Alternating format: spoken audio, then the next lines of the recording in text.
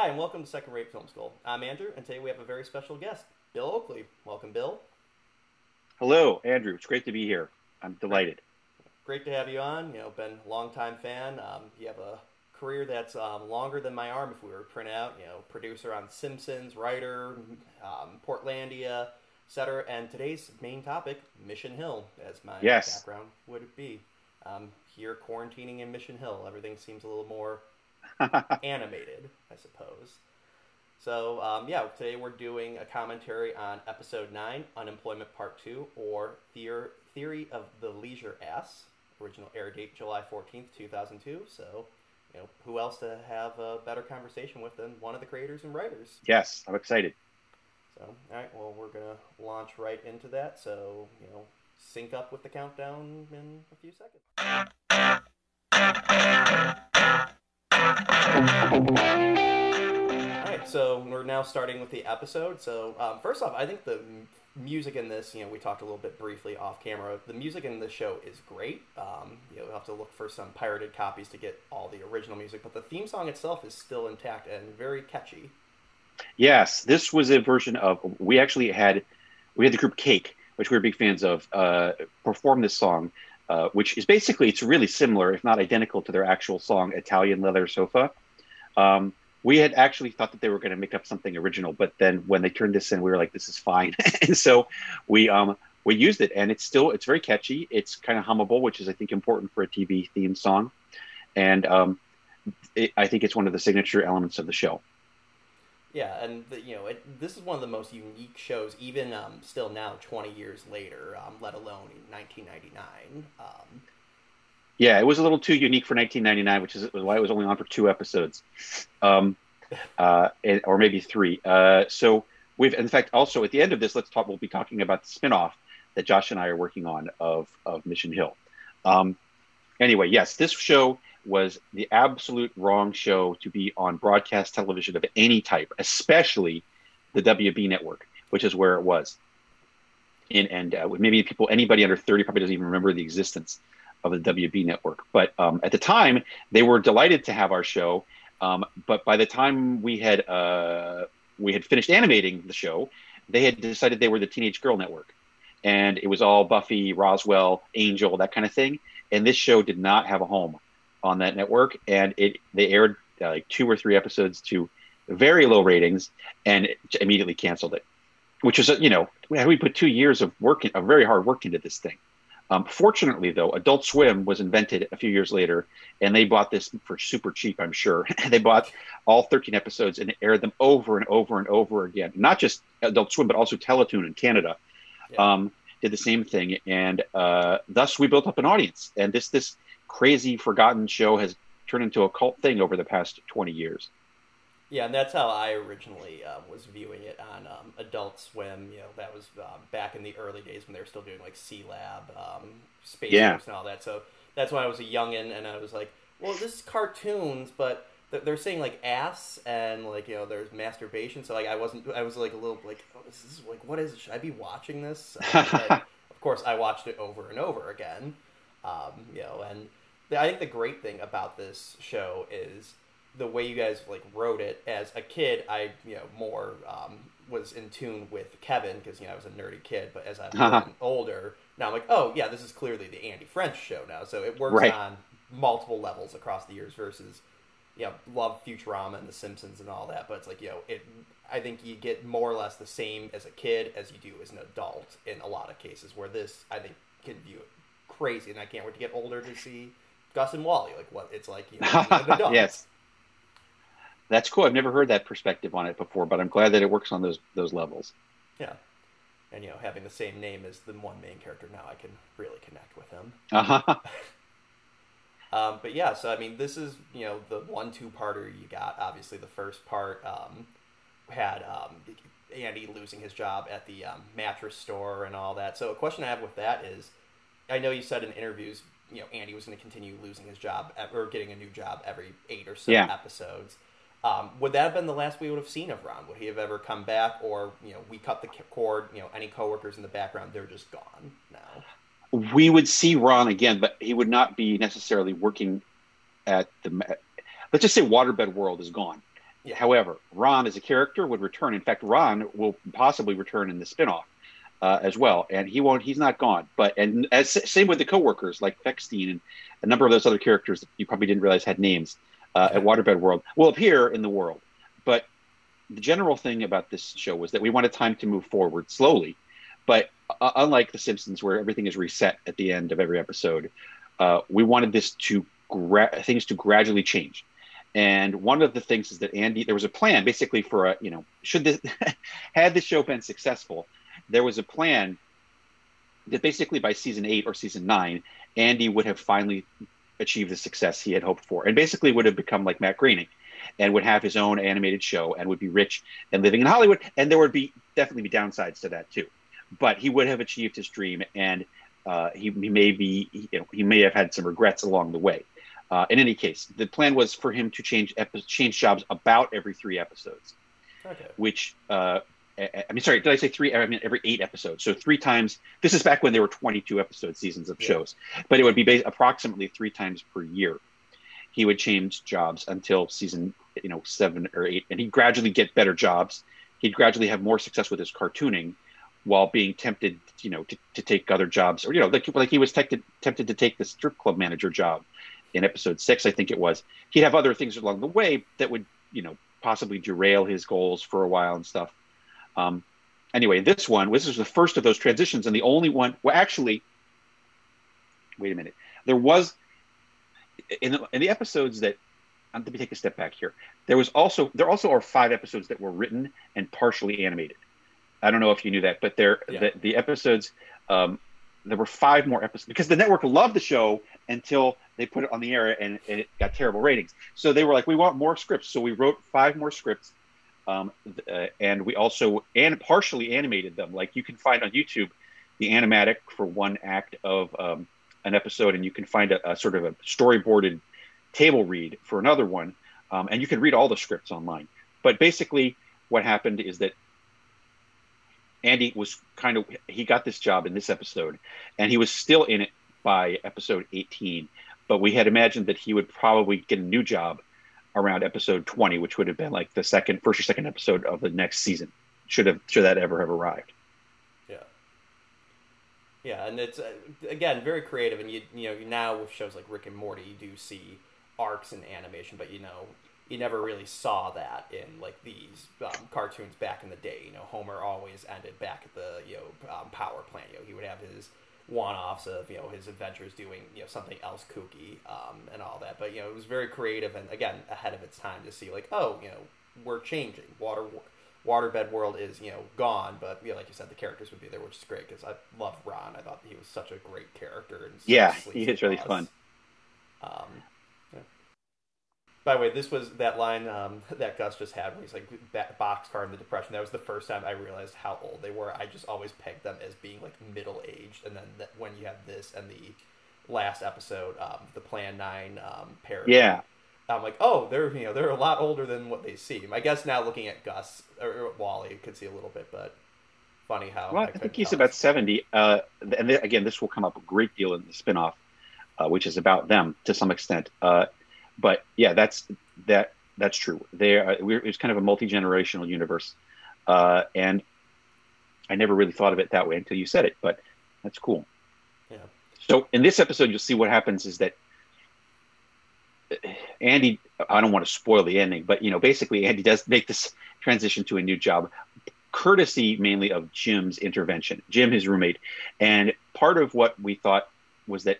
Very believable. Jim had a job because this is actually based on one of Josh's friends who was just like this and had this exact job back in the late 80s, where it really was a universe where like people over 40 didn't know the first thing about computers, and it was very easy for a lot of younger people who did to really get kind of like pretty high paying, very responsible positions. Because the older guys didn't have any idea what was going on, and furthermore, in this case, Andy had no idea that because I think it's very believable also that Andy had never asked. He somehow never knew what Jim was doing because he is a selfish Gen Xer, and Kevin, of course, knows everything because he's He's outgoing and also nosy. But yeah, that's like we thought it was funny and pretty believable that Andy didn't really know that Jim. Also, because Jim isn't forthcoming. Jim says, "I do some stuff downtown." Like Yeah. he's not. He doesn't talk about it. He doesn't brag. He doesn't take. He doesn't really think his job is anything. Like he does. This actually comes up to a great extent in the episodes that were not animated, because there's at least two that are completely at the advertising agency, and there's stories involving Jim's role there, and there's stories involving Jim's assistant, Stacy, who we'll see it in just a few minutes here. So yeah, it was a very lucrative area. But like, that's the thing about this. We felt that when Andy had these jobs, it was fun to take a real deep dive into a certain world for 8 episodes. But we felt like 8 episodes was about enough to have gotten all the jokes we wanted out of the advertising agency or the waterbed store. Yeah. Yeah, and again, it's just really ahead of its time with because yeah, you're right. You got the joke of the waterbed store, like okay, the couple who had the sex tape, trying to get the money back and all that. You could get plenty of jokes, but you were always keeping it fresh with this. So now we're completely switching gears from kind of like a scummy scumbag, boss who's doing illegal shit to just like a corporate world where people are failing upwards, and everything's just kind of like has no real what's the word like no real consequence to it, that there's just kind of like we really don't know what we're selling here 100%, but like we know what we're doing type in between. Well, this place, I believe the Enamanatano HGE creative is a pretty prominent advertising agency. And it's the reason we had that name is because every advertising agency, at least then, had a tortured name that was the result of like 3 mergers, and like TBWA, whatever. There's like advertising agencies had really tortured names due to all the mergers. So that was the joke, such as it was, with that name. But the other thing that people don't realize and think about this, especially anyone under 40 wouldn't realize, is that this is an homage to the TV show 30-something. In fact, this is the same actor. That's the whole point of this thing, is that 30-something has vanished from the popular consciousness, but it was a really popular and award-winning acclaimed show in the late 80s, early 90s that was a drama about, this group of families and friends. And the 2 main guys worked at an advertising agency. They started their own advertising agency, which went broke. And then they went to work at an advertising agency, which is basically this one, run by the same guy. And the character was named Miles Drentel, and he was a cryptic weirdo who was thought to be a genius in the world of advertising, and also kind of a really mean boss. And we love that character so much that we just basically totally took him for this, and we got the same actor, David Clennon, to play the same role, because we thought it would be funny for Andy and Jim to have to deal with that character. Yeah. And again, I'm one of the commentaries or interview. I've digested a lot of Mission Hill in the past 2 weeks preparing for this.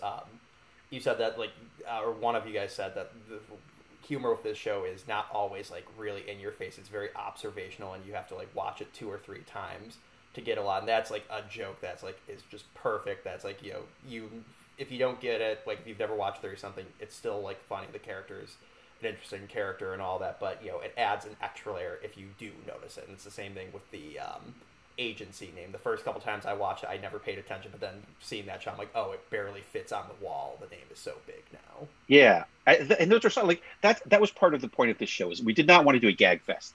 Although the gag fest, we probably would have been much more successful with a gag fest, a la Family Guy. This show was supposed to be. It was inspired by the whole kind of alternative comic book world of the time, the comic books like 8-Ball and Buddy Bradley, and those things. And so they were with their realistic, observational, character-driven comedy with jokes, with gags here and there, but it wasn't supposed to be like a gag fest. It was supposed to be kind of an involving, emotional thing with observational humor, character comedy, and some gags, of course. Yeah, and again, the humor worked great when I was a little kid, because I'm like, there's a lot of obvious jokes and all that, and then as I've gotten older, it's that scene in the elevator. As I'm now in my mid to late 20s, oh god, this is painfully accurate. Yeah, that people have buying their house, people buying a house and stuff. That I think the thing of also that we really didn't realize was what a tiny segment of America would appreciate this show. Yeah. I think we thought that this would be a show that we naively thought that it would appeal to a wide audience, where in fact it actually only appeals. Most people in America have no idea what the hell we're talking about in this show. And that is one of the reasons, like, even a number, like, this show got a couple of absolutely terrific reviews. Like, Variety said it was the best new comedy of the year. However, most of the TV critic reviews were terrible, including Entertainment Weekly, which said it was awful, which really made me mad. And I canceled my subscription and have never renewed it 20 years later. And like, I think it was just people really did not. I don't know how anybody could say the show's awful. At the very least, it's fine, But like that, there's such a radical disconnect between what we thought the general public would like, and what they liked. It blew my mind. So it's very rewarding. It took forever for this show to build up a following, but it did happen. Yeah, and again, just like, certain, just like, I refer to it as the smart people show. The cool smart people like it, so that's why I therefore like it. But, it's just like, crammed with so many details. Like, like Jim's wearing, like, they're talking about being professional as Jim's, like, wearing clothes that, granted, we've never seen him wear before, but it's a great joke of just, like, he's wearing, a shirt that says slutty and, marijuana leaves on Yes, his I love. pants. And by the way, you can buy that shirt. There's a Mission Hill store. If you just Google Mission Hill merchandise, or you even do it on Amazon, it's actually on Spreadshirt. But we have a number of, we have some T-shirts, mugs, things like that. It's one of those, Cafe Press type things. And there is a slutty shirt. That exact shirt that Jim is wearing is available for sale. I know what I'm getting for my birthday this year.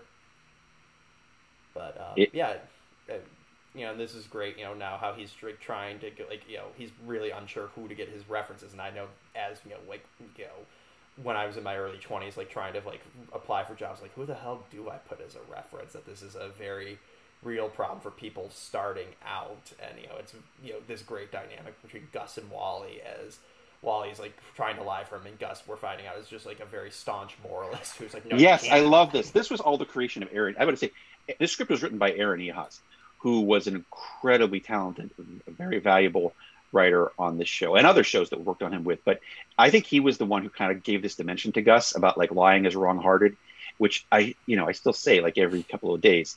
And this is, and in fact, the texture and the depth that Gus and Wally get in this episode is part of what's going to fuel the spinoff. There you go. And I just love this little bit of him putting the styrofoam to like replace the music too. Me too. I love this. And the scene with Brian Beardley, oh my God, it's so believable. Yeah. And that was a real drink that was available, by the way, at 7-Eleven briefly, which was the double Slurpee. That looked crazy. I wasn't sure if that was like a joke or not, but it worked, No, it's real. It was real at the time. So this guy is like so typical of not only many corporate environments, but also specifically advertising. And because he uses the phrase like the ad game vet. The ad game vet came back in that episode about the advertising agency, which I told you about, which I think is episode 14. Which that one has so much like satire of the whole advertising world. But yeah, the jaded grumpiness of the Brian Beardley character pays off at the end, obviously, when you see him get the boot. Yeah, and I cannot tell you how many job interviews I've gone on, and I've just been picturing the scene in my head like it going as badly as it does for poor Andy here. But I love this. This is one of my favorite scenes that Gus doesn't want him to lie. He's so mad about the idea of Wally lying that it makes me laugh. And then Wally just breaks down. He can't pull it off. Yeah, it's great. And then Tom Kenny and obviously Nick Jameson are. Oh my God, they're so good. Yeah. It is definitely, it was weird because at the time I was still a kid watching SpongeBob, then watching this be like, oh, wow, this is SpongeBob. Wow. Yeah, he's SpongeBob. The very first appearance, to my knowledge, and I think to Tom Kenny's knowledge, of the SpongeBob voice is in episode 5 of Mission Hill. Yeah. It's the voice used by that guy. The Ewok. Yes, right. I keep forgetting his name. Jimmy Briskin. Yeah. That's SpongeBob's voice. And this was before SpongeBob. Yeah. So it's very funny. Obviously, it's a different voice, but I've gotten to enough of an animation like voice acting ear that I'm like, okay, I can hear Tom Kenny in there. So it was interesting as a kid. Like, oh, SpongeBob is saying stuff that I shouldn't hear usually. I love Gus blushing there. Yeah. I also just love, and you were actually, even though the baby's not in here, it's something I've noticed. You guys were a little ahead of the curve on Baby Nameless being raised kind of genderless. I don't think that was nearly as big of a thing in the '90s as it is now that you hear about. So you were ahead of No, the Gus curve. and Wally were very ahead of their time Well, that politically. too. I'm sorry, Yeah. Gus and Wally and Carlos and Natalie is what I meant to say. Yeah. And it's very interesting. And again, I feel like as we continue on, like as I continue into adulthood and like early marriage and all, I could see like okay see their side is being like okay, this is more in tune. Obviously, they didn't get nearly as many episodes, but hey, maybe in the spinoff we'll get more. I love this shot. This is such a good thing. And we were like, I remember telling the composer Expire, I want the saddest music you've ever composed over this shot. And it's such tragic music. And poor Dave Talbot, this is so funny. I just love Dave Talbot is such a nice guy. And it's so heartbreaking. It's heartbreaking for Jim because he's going to fuck over Dave Talbot, who doesn't deserve this. Yeah, it's one of the most mean-spirited / heartwarming because he's doing it all for his friend. So it's a conflicting emotion. So long, But Dave Talbot. Yeah. He's keeping his chin up though. Yeah. Yeah, no, it's great. And I also have passed by it, but Andy's real incentive to finally get a job is when his tooth fell out, and I feel like that's a very real thing. Like I noticed with a lot of my art school film student friends that a lot of us have kind of like gone into more corporate jobs as we're like, oh, healthcare is a thing, and it's like it's one of these things where it's a scare where you're like, oh, I'm not gonna stay young and healthy forever. That's what is a good incentive for him. That's Andy's trigger, is his tooth falling out down the drain. I love that. I just also love that that Jim has this weird role that the boss thinks that everything that Jim says is absolute genius, and so he gets this incredible treatment, which also comes back to play in that episode 15 or whatever it was. Yeah. And again, it's great, and you're right. It was definitely a perfect timing with the older people having no idea with computers at all, and then a case of advertising, like, hey, we want the young hip market. You're the young hip guy. Right. Space juice. That was the thing. We still use that as a metaphor for people wanting to hip their things up. Exactly. And this is just great. The contrast of all these terrible tools, but he's just so happy that he's going to have like a $14,000 tooth now. Yeah. I think it's a pretty relatable thing to anybody. Also because dental, even if you get a job with health insurance, it often has crappy or no dental insurance. Yeah. And so like the sign, having really nicely taken care of teeth with expensive things devoted to them is the sign of really being a person who's in the groove. Yeah, exactly. So, well, we've now reached the end of our episode, so stay tuned in a moment for our conversation. All right, so we're now back. We've watched the episode, obviously, and now we're going to do a more general discussion about the show and Bill's career in general. Great. So, all right, so yeah, I think now series specific. I touched on it. The great thing about this show is it worked on as I said, different levels. As me watching as a kid with Kevin and like the nerdy stuff, and then as older with Andy, that it's pretty balanced between there's a couple episodes like the one we just watched where one of the brothers will not get a storyline at all, that there's really no quote unquote B plot to it, that occasionally like the masturbation pyro episode, that's like Kevin's show, same with the SAT one, and then ones like this where this is definitively Andy's show, that you guys kept like a very good balance between the two main characters, and then as well as giving good subplots to Gus and Wally. Yeah. We that was something that we learned on The Simpsons. Honestly, was just like when we would put all the cards up on the board for all the stories that we had. We'd always want to have we'd make sure there was a certain number of Homer stories, a certain number of Lisa stories, also one Itchy and Scratchy episode, one Sideshow Bob episode.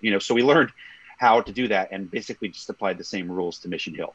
That you want your star characters to have a majority of the episodes, but you want to make sure every other character gets featured in a proportional way to their value as a storytelling character. I think we composed the show, we made sure that each character had a friend. Like, part of developing a show of any type is to have making sure that each character has their friends that they can talk to, so that you always have when you have Kevin, it's not just Kevin talking to himself, it's him talking to George and Toby. when you have Andy, it's not just Andy talking to himself; it's him talking to Gwen or Jim. And so like everybody has has their own little group, and then when the groups all come together, it's entertaining. And that it's also one of the things, this is like one of the things that we also learned in The Simpsons is like Homer would be talking to Barney, or be talking to Lenny and Carl, Bart would be talking to Milhouse. And Marge, that's one of the problems actually with both Marge and Lisa, is that they don't really have any good friends. So it's hard for them. They always have to make the new friend. Like Lisa used to have Janie, but she sort of faded out of existence. But Marge has never had a friend. So when you make these stories with Marge, it's hard for her it's harder to write those stories because you got to concoct who is she going through this journey with? It's often Homer or Lisa or Bart, but she doesn't have any friends outside the house, and it's been a thing that people, the writers of Simpsons, have been talking about for 30 years. They'll get around to it eventually, though. It's on the to-do list. And actually, when in college, I did a spec script for The Simpsons, and I'm like, I made a person go, I'm like, it's going to be a Marge episode, and that was the thing. I'm like, oh yeah, this is hard to bounce. They are, and they always give the episodes to the new guys. The first year that we were there, all the episodes that they assigned us were Marge episodes. And so, and they're hard to do because you don't have those resources to draw on. Yeah, and I know, getting a little head into The Simpsons. I mean, you did Marge and Chains and Marge Gets a Job, which are those are the two I'm talking about. Yeah, so and it's tough, but you can create classic episodes with that, and it's just very interesting to see what you can do with sometimes characters that don't get as much attention. Obviously that's why those are so crazy. I mean, honestly, like our first drafts, both of those are not really very similar to what made it on the air, because through the course of the rewrites, they just kept removing the character stuff and putting in more insanity, which is why those episodes are the way they are. Yeah. But they're very popular, so who am I to complain? Do you think Mission Hill would have done better if it were on a channel like Fox or even like MTV, since they kept Daria and Beavis and Butthead on for so long? It might have done better on MTV. It definitely would have done better on cable. Absolutely. Yeah. But in those days, that didn't really exist. Like, MTV did have Daria. I think that was after Mission Hill, though. I could be wrong. Yeah, it was a few years before it started, I believe, in 97. Oh, okay. So, like, I think that, in retrospect, MTV might have been the only existing place before Adult Swim where it could have possibly survived. I'm not sure, though. Yeah, because looking at around this time, this is when every other channel wanted their own Simpsons. That's when you were getting Duckman. That's when you were getting God, the Devil, and Bob. And with very few exceptions, they only would run one season because these studios would realize, animation's expensive, and they would kind of get panicky of this isn't Simpsons level big immediately. That's why it couldn't be on cable, because cable wouldn't pay for shows like that. Like Daria, although it's a classic and brilliant in many ways, and Beavis and Butthead are both very cheaply animated. I think they're probably a show that costs Mission Hill. It cost $1.2 million an episode in $1999, and I'm fairly sure that Beavis and Butthead and Daria cost about a third of that.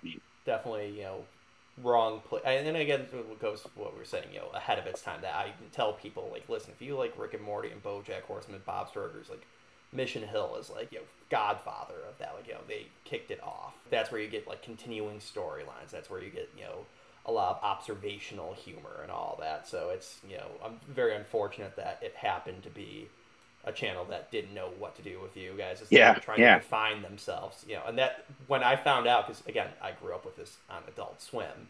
When I found out this was on WB, I'm like, the same channel with Dawson's Creek, like you said, the same channel with all those shows. Well, the thing about this, just to reiterate, we sold it to them before they became that.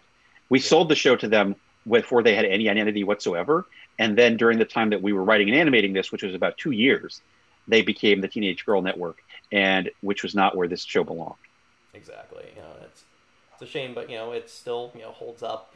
As a great classic, and we can now transition it into potentially getting a spin-off. So what's that going to be like? Yes, well, that once again, it relies on somebody being willing to buy it. Hopefully that will happen. Josh and I have been working on this for about a year and a half now, and the show is called Gus and Wally, and it's essentially Mission Hill but with more Gus and Wally.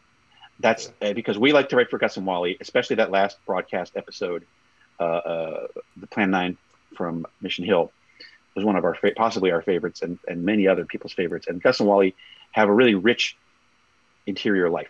And so we were like, what about just doing Mission Hill, but with more Gus and Wally?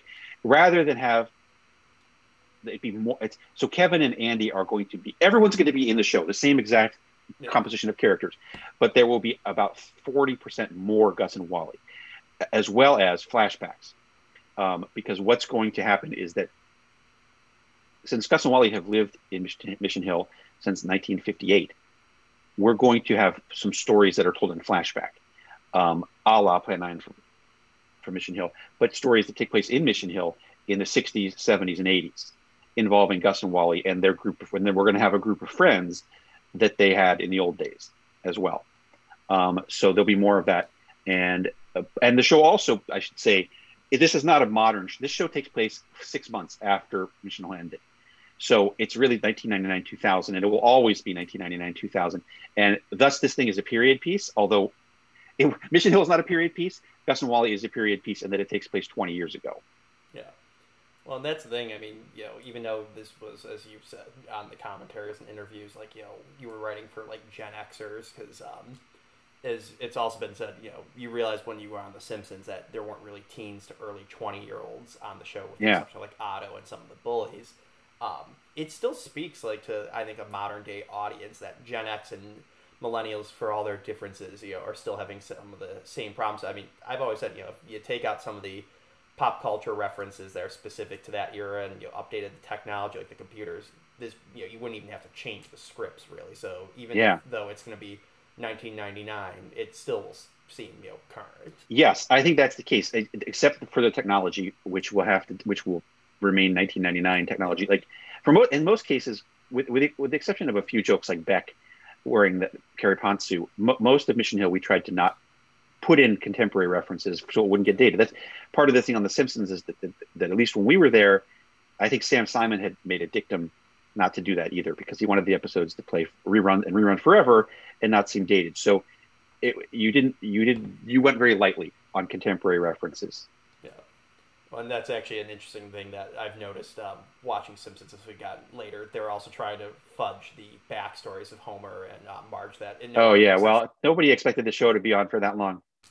Now it's a 70s theme prom, I think, is right. Well, now Homer had to have been born in 1987 or something like that, right? So and when we were writing it, he was born in the 30s. We were writing Homer as if he were our parents, and so he was listening to Little Spanish Flea. His references were things like the records that they have in their house when John Waters comes over, are records that our parents had, like the New Christie Minstrels and stuff. So, like, yes, Homer started out as a guy who was born in the 1930s and is now a guy who was born in the late 1980s. But I mean, no, that's because the show had who knew it was going to be the longest running TV show of all time? Nobody. Yeah, that's the crazy thing. Like, every time I mention, like, I'm watching The Simpsons, my parents are like, that's still on, because they remember, like, they're around, like, your age or a little older. They're just like, they remember, it's like, that's the show, like, when my sister and me came around, like, no, you're not allowed to watch The Simpsons. Like, it's bad. Now it's like, not sure. That's how far society has declined. That Simpsons people were going bananas in 1989 when Bart had a shirt that, when Bart said, "Don't have a cowman" to his teacher, or, underachiever and proud of it. It was like, people just couldn't believe it. And now, like, you look at, certain episodes of certain Fox shows that transcend that are approximately 10,000 more times offensive than that. Yeah, I mean, it's just amazing. Like, I remember the one joke that, like, made my parents gasp was in the Herb Powell episode when Bart uses the word bastard and, like, has this bastard song. Yes. And, like, that was horrifying for a child to say. And it's like, well, American society has gotten a lot more tolerant of bad language and bad behavior in the past 30 years. Yeah, and then we see, like, 10 years later, you do the episode of Mission Hill where, that's all about Kevin masturbating in a public bathroom, and, like, all the, all the, like, different terms, I know the bullies are, like, saying he was spanking the monkey, like, everyone just keeps saying different things. Yeah. Well, South Park really changed everything. Like, when South Park debuted, what was that? Like, must have been right around the same time as this, right? Like, the floodgates were open, in terms of stuff like that. The decline of Western civilization had just exactly at that point. Again, I keep saying it, but it's like, this show is just, like, great with everything you have in it, like that. Like, you can bounce from, like, a really obscene joke about masturbation, obscene by 1999 standards, too, just like very like well written, well thought out like jokes. And it's like, you talk about how dense the show is, that you guys were creating like Subway lines and different cigarette brands for you to be smoking and whatnot. It's very different from, like you said, a joke heavy, gag heavy show like Family Guy. I think history has proven that Family Guy is 2 trillion times more popular than Mission Hill, though. So, like, I think the public knows they know what the public wants, and that show is very, very funny as well. So, like, this is a show. This is a little niche show that never really aspired to be anything other than a cult show. Yeah, and no disrespect to Family Guy or any of the other shows. It's just that's what I think makes this show so unique. Is just like you can watch it at 8 when I was first watching it, or watch it in your 30s and get 2 different things from it. The Kafka-esque joke hits a lot harder now in my late 20s than it did as a kid. This is also one of those rare experiences where the network did not intrude upon the show in order. And maybe they wanted to, but they didn't. Like, the reason we were able to do this stuff is that the network trusted us, and they weren't giving us notes on things like Kafkaesque or whatever. They weren't like, people aren't going to get this, which most shows have to endure that type of notes from the network.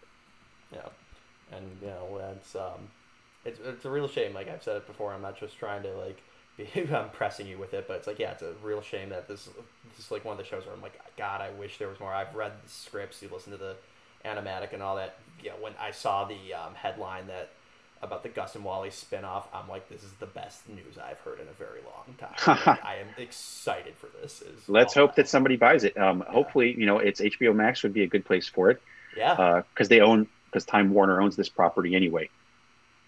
So maybe we get the deluxe home video set with all the original music intact and all that. So that'll be great. Well, that's actually what part of the pack. Should we sell this thing to a place?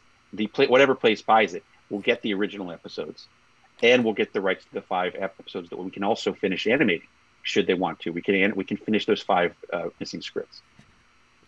That'd be really cool to finally see those being done. But yeah, I mean, it's just a classic series, and again, it's grounded, and I think it's probably the most outside of maybe King of the Hill. I think one of the more grounded shows. I mean, with the exception of the stories with Becca Michelle Butterfield, or some of like Jim making the hot pants, or I'm blanking on the name of them, like the carry pants too. Yeah. Like, other than like some jokes like that, like the show is pretty realistic. It's like, okay, a guy like loses his job because his boss isn't paying taxes. That's not a plot that like a Mr. Burns would do. It would be something more fantastical than that, and it's just very grounded. And I think it's one of the most unique shows, especially for back then, but still like a very unique animated show. So highly recommend it to everyone. Thank you. Yeah.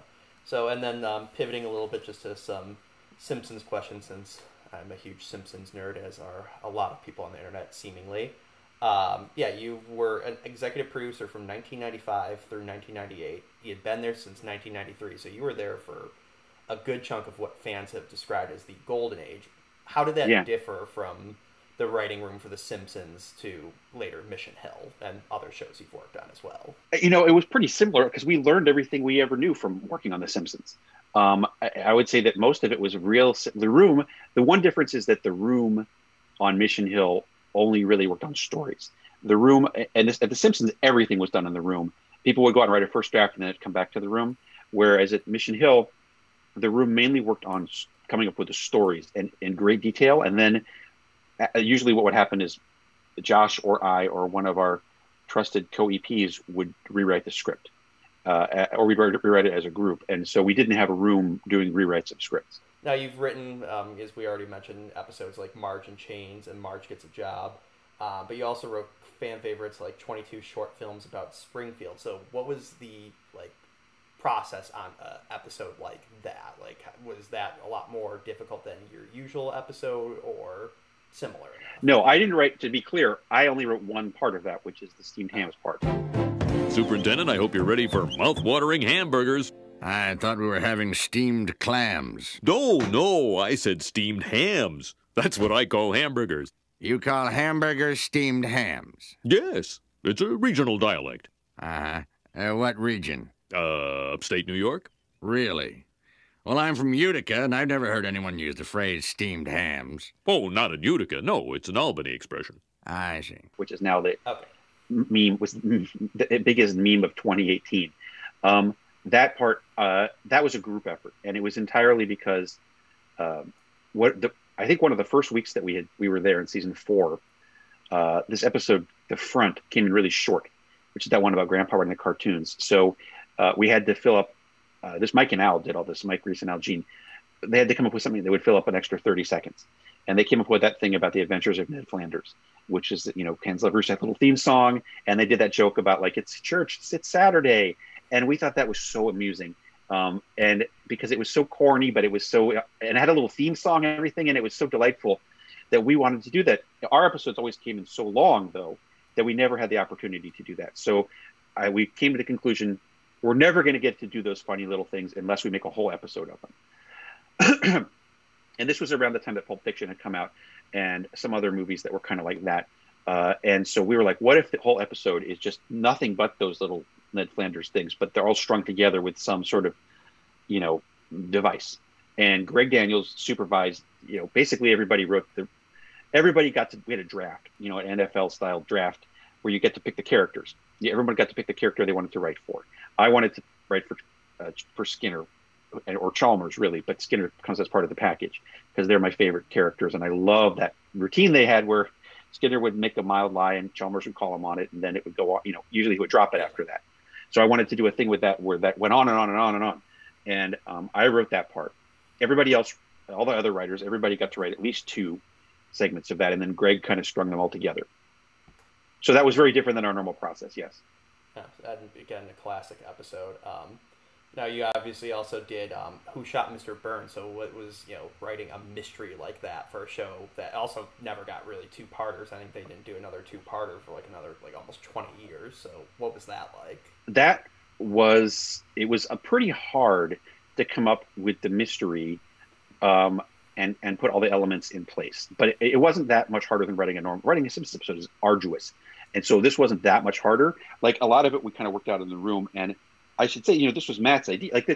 Matt, it was right before we had our story conference, Matt was came into our office and was like, we should do some sort of stunt like Who Shot Mr. Burns? And we were like, hey, that's a great idea. Because Who Shot JR had been on Dallas in 1980 and was the most popular TV event of the decade. And we were just like, that's a great idea. So we worked up a story.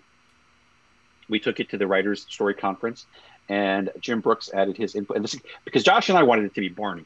We wanted it to be Barney because we were like, everybody was tired of getting Barney, which is why Barney became sober at that time. We were like, the drunk thing is getting thin with Barney. So we were like, it should be Barney, and he should be sent to prison for a couple years. And then he comes back in season 8 or season 9, and he's reformed or a different person having been in prison all this time.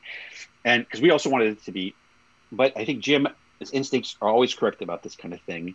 James L. Brooks said it should be a Simpson family member. And then it was like, wait a minute, like the best, obviously the funniest or most unexpected family member it could possibly be would be Maggie.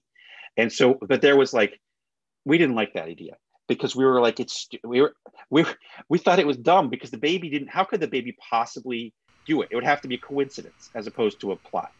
And so David Merkin, who's a showrunner at the time, said, well, what if she intended to do it? And then Josh and I were like, okay, we like that. So then we went off and wrote it like that. And a lot of it is just setting up the red herrings in the script, which is obviously Homer has to be the number one suspect. And that's easy to concoct. And so we just decided to use that thing about Burns forgetting his name as a catalyst for that. Then other ones. And we decided, I think the key to this whole thing was when we decided that it was going to be every suspect had to have a S and M or W and S, because the sundial, when Burns falls in the sundial, he points to W and S, or upside down M and S, which is Maggie Simpson. So that's that. When that came together, I think when that particular idea came, it all sort of fell into place. And I think the great thing about those episodes are, even though it's been 20 plus years and there's the definitive, it was Maggie. We see the flashback, which we as the audience are supposed to take is the reality of what happened. People still are trying to theorize. There's this YouTube channel called The Real Gems where he's done 10 videos of who really shot Mr. Burns, and he's like breaking down why no, it's really Lisa. Why no, it's really Bart. It's like you guys are so, and he's like, I don't know if you put that, like, a lot of it he's grasping at straws at sometimes with, but other times like, no, you guys did put a lot of red herrings in that could be believable. And I think the most interesting one is that seemingly comes from an animation error that Krusty the Krusty Clown. one, yes. Yeah. Quick side note from the future, since we kind of just jump right into the technical aspects of the theory rather than the theory itself. But basically, people noticed at the end of the episode, Krusty the Clown appears next to Ned Flanders, and it doesn't look like your typical Krusty. It looks more like Homer when he was dressed up as Krusty for the episode Homie the Clown, which aired coincidentally a few episodes before in season 6. You can notice slight differences between typical Krusty and Homer. This Krusty has the nose painted on, much like how Homer did, does not have the usual bags under the eyes, and the shape of the mouth is slightly different. On top of that, Krusty does appear mere moments before as part of a joke, not wearing his typical Krusty the Clown outfit. So this does lead to people believing the theory does have legs. That's everything I've ever seen. That's the one that is like, wow, that really could be the case. And we haven't been able to confirm this with whoever directed that episode. Was it Jeff Lynch or Mark Kirkland? That was an error. And that what happened was that when that piece of animation came back, Homer was standing in the background. And we were like, Homer can't be in the background. Otherwise, that eliminates him as a suspect. And so they were like, rather than draw in the Krusty, they simply recolored the Homer to look like Krusty. But that is the Homer. It's true. That's what Homer looks like in Homie the Clown.